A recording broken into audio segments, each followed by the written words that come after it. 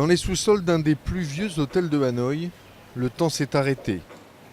Ce bunker a abrité Jane Fonda pendant la guerre du Vietnam et la chanteuse Joan Baez s'y est aussi cachée en 1972 lorsque les Américains ont lâché 20 000 tonnes de bombes sur la capitale en 11 jours.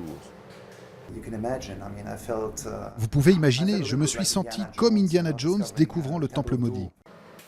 Le bunker est maintenant ouvert aux visiteurs. Parmi eux, Bob Devereaux, qui avait utilisé le lieu à la fin de la guerre pour y stocker des affaires. Si vous trouvez des bouteilles de vin, elles sont à moi. Être dans un endroit comme celui-là renvoie à la réalité de la guerre, des bombes. On se rend compte de ce qui s'est passé, des sacrifices que les gens ont faits. Hanoï disposait déjà de quelques reliques de guerre, mais la plupart se situent plutôt dans le sud, dans l'ex-Saigon. Ici, mis à part quelques musées, le passé s'est intégré dans le présent, comme dans cet ancien entrepôt d'armes français, devenu un café.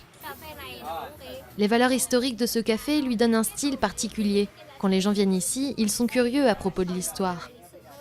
Ce petit monument s'appelle Haine profonde, en vietnamien.